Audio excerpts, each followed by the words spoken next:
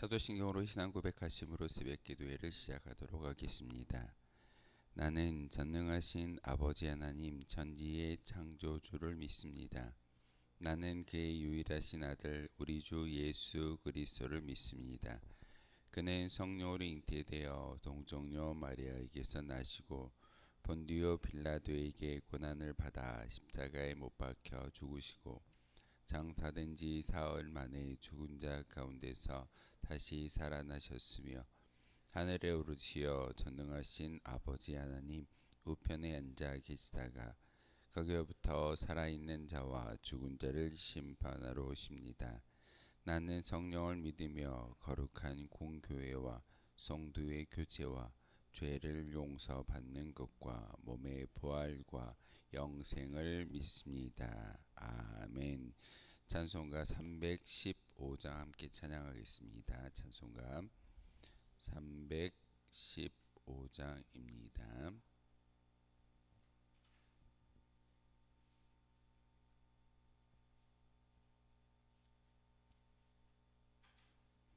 찬송가 315장입니다.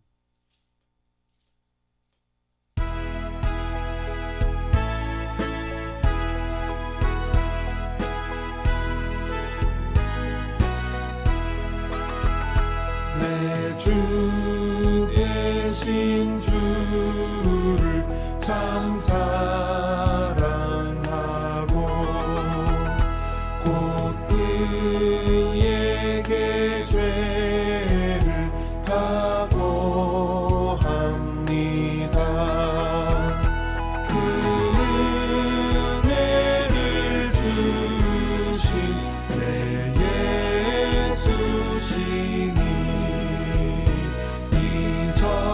전보다 더욱 사랑합니다. 주 날 사랑하사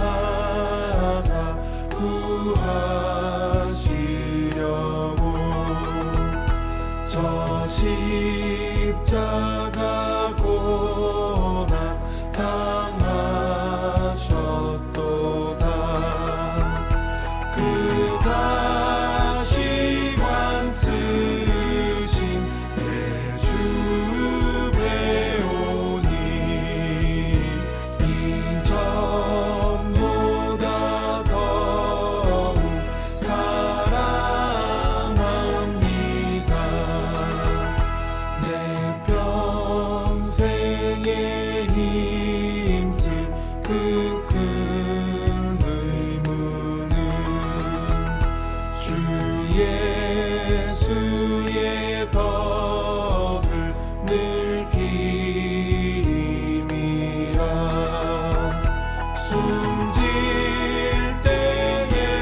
때에까지 내 할 말씀은 이 전보다 더욱 사랑합니다. 그 영광의 나라 나 들어가서 그 풍성한 은혜 늘 감사하리.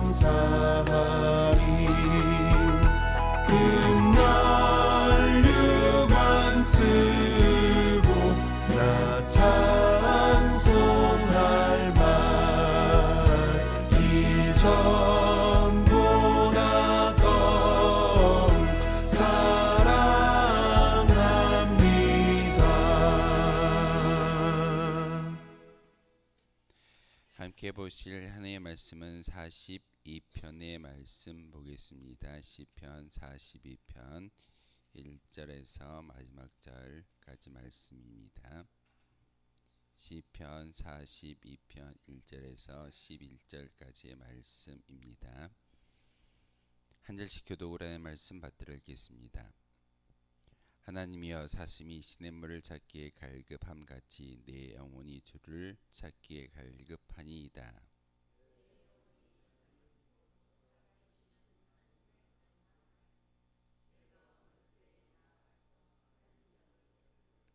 사람들의 종일 내게 하는 말이 내 하나님이 어디 있느뇨 하오니 내 눈물이 주야로 내 음식이 되었도다.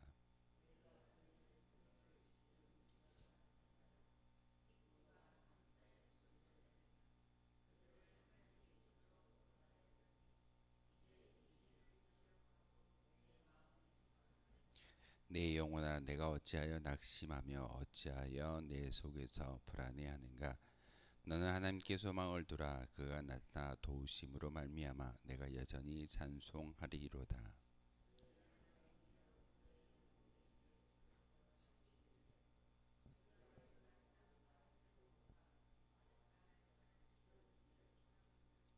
주의 폭풍 소리에 깊은 바다가 서로 부르며 주의 모든 파도와 물결이 나를 휩쓸었나이다.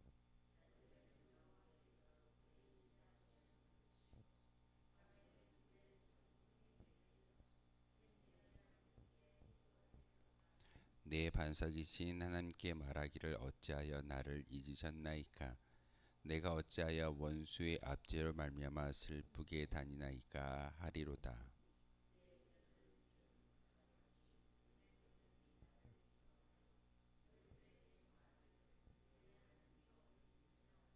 함께 읽겠습니다.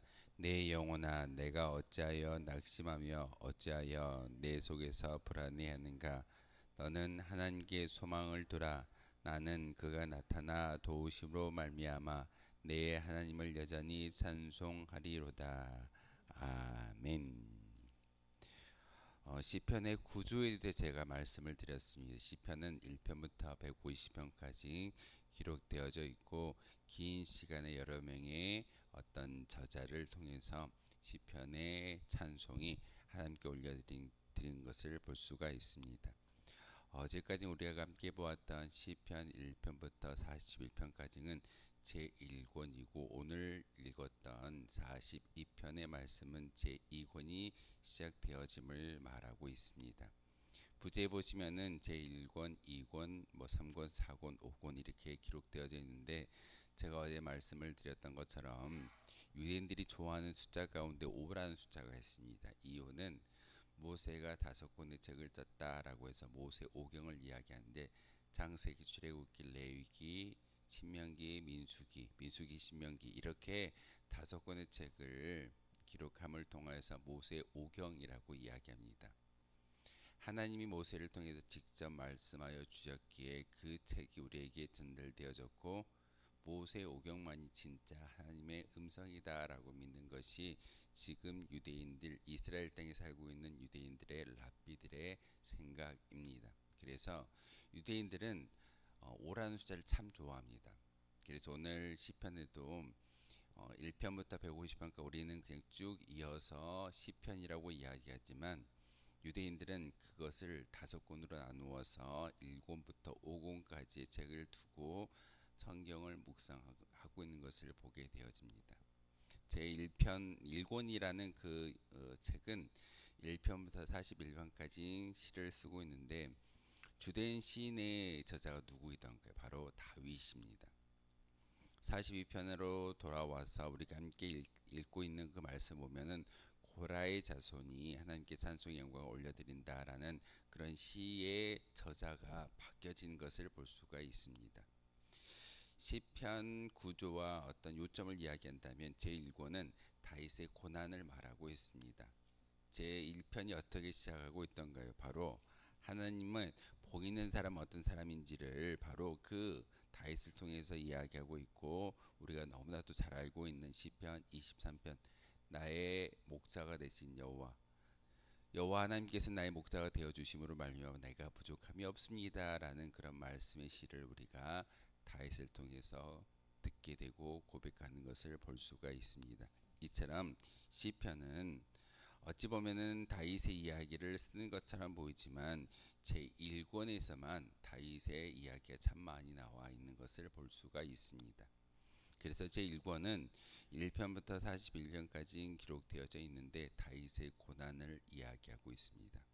바로 서론의 이야기는 1편과 2편의 이야기인데 하나님 나라의 율법을 따르고 세우심을 기름 부음 받은 자에게 순종할 것을 요구하는 그런 말씀을 바로 1편과 2편을 통해서 이야기하고 있고, 그리고 3편부터 39편은 다윗의 고난을 찬송으로 올려드린 것을 볼 수가 있습니다. 고난 받는 다윗. 다윗의 고난을 왜 우리에게 중요할까요? 사실은 다윗이 고난받는 그 모든 형태들이 우리가 살아가는 모습과 참 많이 닮아 있기 때문에 그렇습니다. 의도하지 아니했지만 어떤 주변의 어떤 압제로 인해서 주변의 환경에 의해서 생명의 위협을 느꼈던 그런 다윗, 그리고 또 다윗이 본인의 죄로 말미암아 겪게 되어지는 그런 어떤 고난들, 그리고 무고하게 많은 사람들에 의해서 대적을 당하는 그런 모습의 다윗이 바로 찬송의 시를 하나님께 지어서 올려드리는 그 모습 가운데 제가 말씀을 드렸던 것처럼 하나님 저를 지켜주셨기에 감사합니다라는 결과론적인 감사도 있지만, 우리가 읽었던 시편의 어떤 이야기는 선제적 감사를 이야기할 때도 있습니다. 내가 아직은 고난과 환난과 그 모든 시련들이 해결되지 아니했을지라도 먼저 하나님께 감사함을 통하여서 하나님께 믿고 기도할 때 이 모든 것들이 해결될 것을 제가 압니다. 믿습니다. 그러기에 감사하고 그 후에 저를 힘들게 하는 많은 대적들이 있습니다. 그들을 하나님께서 책망하여 주시고 심판하여 주십시오라고 선제적 감사의 기도도 시편을 통해서 우리에게 보여주고 있습니다. 이처럼 시편은 다윗의 고난을 이야기하고 있지만 결국은 우리의 고난도 이와 같은 삶 가운데 놓여 있다 할지라도 우리가 해야 할 것은 다윗처럼 찬송하며 기도하며 하나님께 나아갈 수 있는 믿음의 성도이어야 한다라고 성경, 특별히 시편 제1권을 통해서 우리에게 가르쳐주고 있습니다. 그리고 40편과 41편의 이야기는 승리의 이야기입니다. 다윗의 노년에 바로 다윗이 왕위에 올라갔던 그 모든 은혜는 하나님의 역사였습니다라는 것을 시편 40편과 41편을 통해서 이야기하고 있습니다. 어찌 보면은 그의 인생 가운데 하나님께서 사무엘을 통하여서 그에게 기름 부어 2대 왕으로 세워 주셨지만, 결국은 그 다윗이 그 왕좌에 오르기까지 그런 과정을 지켜본다면 우리는 그 다윗이 수고하고 노력해서 왕좌에 올랐던 것이 아니라 철저히 하나님의 강권의 역사에 의해서 왕좌에 오르는 것을 볼 수가 있습니다. 인간이 쟁취한 것이 아닙니다. 인간 다윗이 쟁취함으로써 왕좌에 올랐던 것이 아니라 하나님께서 구원하심으로 말미암아 하나님께서 다윗과 함께 동행하여 주셨기에 바로 시편 40편과 41편을 통해서 결국 승리는 하나님께 있습니다라는 것이 다윗의 믿음의 찬송의 시입니다. 그래서 기름 부음 받은 자 다윗을 대적하는 원수들에게서 구원하시고 이기시게 하시는 하나님을 찬양하는 것이 제1권의 주제입니다. 우리가 1권의 책을 읽고 또한 오늘 42편 제2의 이야기를 제2권의 이야기를 우리가 다시 한번 말씀을 묵상하고 함께 새벽을 깨울 때마다 이 말씀을 마음속에 새길진데, 하나님은 이 제2권의 말씀을 통해서 우리에게 요구하시는 것은 왕권의 확립입니다. 너희는 왕같은 제사장이야. 너희들은 하나님의 대언자이고 너희들은 하나님의 대사로서 이 땅에서 살아가야 돼. 그렇다면 그 왕권이 왕같은 제사장의 그 직분이 나에게 성립되어지고 또한 그 모든 것들이 확립되어질 수 있는 은혜는 다른 것이 아니라 바로 하나님께 소망을 두는 그런 믿음의 고백이 있었을 때 하나님께서 우리와 함께하여 주시고 하나님이 우리와 함께 하시기 때문에 우리는 왕으로서 살아갈 수 있다라는 것이 오늘 제2권의 시작입니다. 시편 42편 오늘 우리가 읽었던 그 말씀에도 다른 말씀보다는 하나님이여 사슴이 시냇물을 찾기에 갈급한 같이 내 영혼이 주를 찾기에 갈급하나이다. 우리의 심정, 우리의 형편을 바로 고라의 자손이 이렇게 표현하고 있습니다. 우리는 도망자의 모습처럼 어찌 보면 세상에 많은 사람들의 손가락질 당하고 어려움을 당하는 그런 사슴과도 같은 그런 위치에 놓여져 있지만 그 사슴이 시냇물을 찾듯이 하나님을 찾을 수 있는 그런 믿음의 고백이 있기를 소망합니다라는 것이 오늘 42편의 주제이기도 합니다. 그런데 두 번의 똑같은 말씀이 기록되어져 있습니다. 5절과 마지막 11절의 말씀입니다. 5절에 내 영혼아 내가 어찌하여 낙심하며 어찌하여 내 속에서 불안해하는가 너는 하나님께 소망을 두라 그가 나타나 도우심으로 말미암아 내가 여전히 찬송하리로다라고 5절과 11절의 말씀을 동일하게 두고 있습니다. 왜 하나님께서 이 고라의 자손을 통해서 이렇게 똑같은 말을 반복하게 하셨을까요? 노래로 비유한다면 후렴구와 비슷합니다. 후렴하고 같은 그런 의미입니다. 후렴도 1절부터 4절까지 있다고 한다면 마지막 후렴은 같은 내용을 반복하는 것이 노래의 형식입니다. 바로 시편 42편도 이와 같이 5절과 11절의 말씀을 동일하게 두는 것은 바로 주제의 말씀이고 믿음의 성도라고 한다면 이와 같은 믿음의 고백으로 살아가야 된다라고 말씀하고 있습니다. 어찌하여 내 마음속에서 불안해하며 두려워하며 떨고 있는 그런 모습으로 사느냐. 중요한 것은 하나님께 소망을 둘 때 하나님께서 우리와 함께하여 주심으로 동행하여 주신다라는 것을 말하고 있습니다. 제가 동행이란 단어 가운데 돌보심이라는 단어가 포함되어져 있다라고 제가 말씀을 드렸습니다. 하나님과 동행한다라는 것은 하나님을 찾고 하나님을 만난다라는 것은 나와 하나님과 일치되는 것 또한 있지만 중요한 것은 하나님이 내게 찾아와 주셔서 나를 돌보아 주시기 때문에 우리는 그 모든 것을 하나님께 내어 맡길 수 있게 됩니다. 하나님 저와 동행하여 주십시오라는 그런 기도의 간절한 기도의 내용은 사실 하나님 나를 지켜주십시오.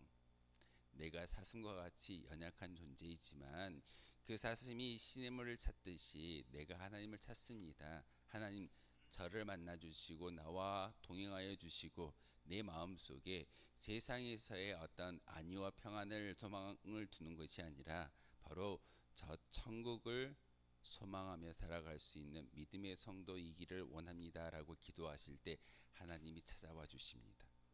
그러면서 마음속에 불안한 마음이 있다면 두려운 마음이 있다면 슬픈 마음이 있다면 이 모든 것들을 제하여 주시는 분이 바로 하나님이다라고 오늘 이 시편의 기자는 우리에게 말하고 있습니다. 그래서 어찌하여 내 속에서 불안해하는가 너는 하나님께 소망을 두라라고 말하고 있습니다. 마음속에 불안하십니까? 두려움이 있으십니까? 많은 문제와 고난 가운데 낙심하고 있으십니까? 그렇다면 오늘 시편의 기자가 이야기하는 것처럼 하나님께 소망을 두어 보십시오. 그러면 그가 우리에게 나타나 주시고 하나님의 도우심을 경험할 수 있게 되는 것이고 중요한 것은 하나님과 동행하는 삶이 우리 가운데 임하여질 줄 믿습니다. 바로 하나님께서 우리와 함께하여 주시고 만나 주신다라는 그런 믿음의 확신이 있다면 우리는 두려워하거나 떨거나 낙심하지 않을 겁니다. 하나님이 없다라고 이야기하기 때문에 하나님이 없는 것처럼 느껴지기 때문에 우리는 불안해하고 낙심하며 또한 두려움 가운데 있다는 사실입니다. 사람들이 종일 내게 하는 말이 내 하나님이 어디 있느뇨 하오니 내 눈물이 주야로 내 음식이 된다라고 바로 3절의 말씀을 통해서 이야기하고 있습니다. 세상에 많은 사람들은 우리에게 이렇게 이야기할 겁니다. 너희들이 믿는 하나님이 어디 있어? 내게 증명해 보여봐. 내게 형상으로 나타내봐 라고 이야기하는 세상에 많은 사람들이 있을 겁니다.